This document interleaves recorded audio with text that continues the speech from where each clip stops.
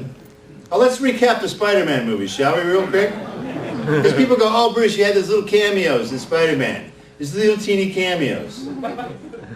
Cameo, you're saying like it's insignificant. The first Spider-Man, as the ring announcer, I name Spider-Man. This billion-dollar franchise would be called The Human Spider if I wasn't in this movie. All right? Part 1, I name him. Part 2, as the snooty usher, Peter Parker's trying to get into the theater to see Mary Jane for the first time. Does he or does he not get past the snooty usher? No. Technically, I'm the only character who's ever defeated Spider-Man.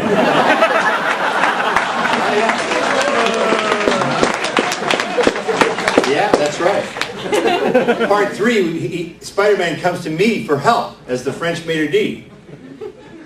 He needs my advice. He needs my assistance. And do I help him? Not really, because he was kind of a jerk in the first 2 movies. But on the first movie, Sam was very polite to Toby. Yes, Toby, what do you think of this? What do you think of that? By the third one, he was like hitting him in the shins with a stick. You know, hey, get over there, get over there. And I said, Toby, this means he likes you. He didn't understand that. He's like, why is this man hitting me for no reason? So, we good? Well, I was just going to say, like, at what point in those huge franchise movies that you make an appearance, does Sam start talking to you about, like, oh man, I'm writing a waiter, it's totally going to be Bruce. And then later on, he'll tell you, oh man, I was going to write it as this character, but, you know, I decided, like, at what point does he think start funny things in situations for you to be in? Sam just notifies me when it's time to show up. That's all I know. But Tobey Maguire is very funny. The first Spider-Man, he's like, oh, hi, you're a friend of Sam's. Oh, how are you? Yeah, good, good. Part 2, he goes, why are you back? He was kind of a little disturbed. He goes, you're not the same character, but you sort of look the same. Like, yeah, well, you're the guy in tights. What do you know? Look who's talking. So by the third one, he kind of gave up. He knew I was like a bad chick. I was just going to keep coming back. You're welcome. Also in the back. Rumor? Did you hear that on the internet? You were going to do another Phantasm movie and kind of went flat, no one heard anything. I read a script for Phantasm. What were they up to? 4? 5. 5. Roger Avery was one of the writers of Pulp Fiction. His agent asked him right after he won the Academy Award, what do you want to write next? He goes, Phantasm 5. And his agent was like, no one's planning to make Phantasm 5. And he goes, right, but I want to write Phantasm 5. Well, there's no money to write Phantasm 5. I don't care, I want to write Phantasm 5. So he wrote Phantasm 5. And there's still no money for it. But there's a good part for me as a decaying soldier in that. So give him the money and we'll get started. Just ask some guy from New Jersey for the money.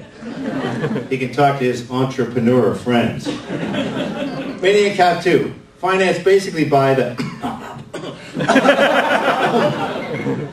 These guys come walking onto the set with the classic track suit and the bling, and they're sitting there having lunch. I'm like, hey, what do you do? I'm an entrepreneur. Well, okay, I guess we're done talking about that. Sheesh, yes. This is a fabulous scene that you do in Waxwork 2. Waxwork 2, Electric Boogaloo. It's such a quirky movie and such a silly scene. How's it working on that? I did Waxwork 2 because it was about 4 days before Army of Darkness started shooting. And I thought, I should practice. I could lie to you. And I'd worked with that director before on Sundown, A Vampire in Retreat.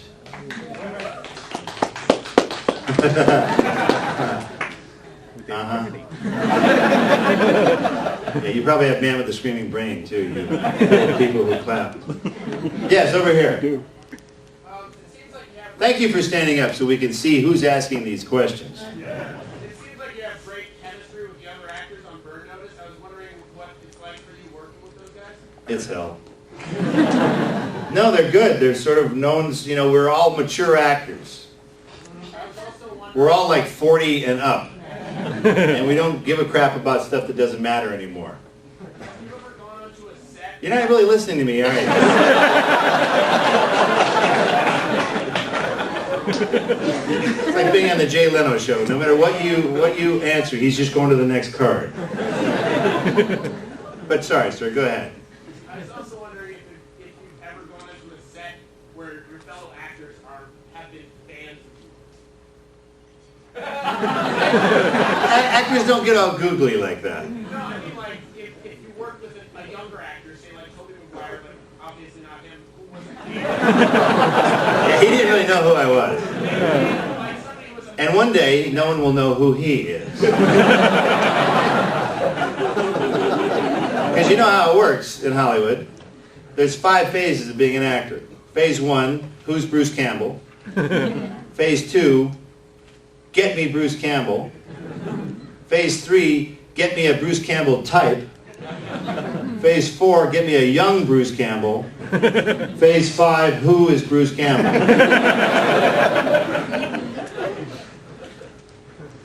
All right. Let's go over here for a little while.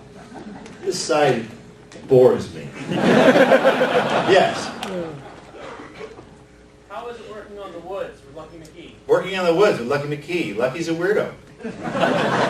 But he has a very interesting sensibility as a director, and I don't know if this is good or bad, but at one point I said, Lucky, I read the script. How do we win? And he goes, huh.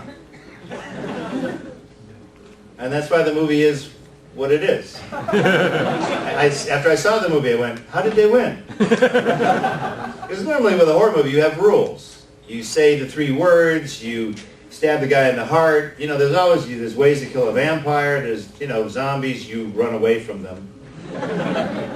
Zombies, you know what? Zombies suck as bad guys. I'm just going to go on the record. Everyone goes, oh, zombie movies are my favorite. You can't talk to them. You can walk faster than they can run. What's so exciting about zombies? What's the appeal? Someone just tell. I don't want to get in an argument. What is the appeal? What? Oh boy. You can't reason with them. They're too stupid. They look cool. So does Roadkill. I mean, jeez, yes. I'm done with that now. Oh yeah, you were trying to hide. What? Do you have a comment about zombies? Yes. Yes. No, I got a question for you. Oh, cool. Yeah. That we're seeing these days. How do you feel about an Evil Dead remake? Because I just read recently that it's going to happen. Yeah, no, it's getting a pretty negative response.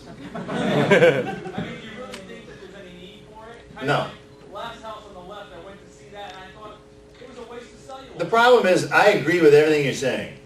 But in Hollywood, there would be 0 summer movies if they didn't do remakes of sequels of remakes of sequels of sequels. Just look at Texas Chainsaw Massacre. Try and stick with me here. The original Texas Chainsaw Massacre, great, great horror movie. Scarier than hell.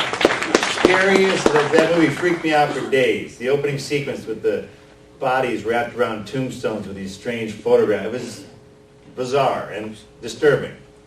So then they did what? They did some sequels. Then they did a remake. Then have they done sequels to the remakes? Prequel. They might have. Prequel to the remake. Prequel. Oh, then I hear this. Oh, Batman. Batman. Blah, blah, blah, Batman. I saw the Jack Nicholson piece of crap versions of those movies. I didn't like them then. Oh, no, this one's a good one. What? It's a guy dressed like a bat flying around the city. That's a B movie. Do you realize that all the A movies are B movies? Do you realize that? They are. If you dress up like a bat and fly around a city called Gotham, that's a B movie. If you get bitten by a radioactive spider, that's a 1950s B movie. I don't know who we're kidding. People make fun of B movies. A movies are now ripping off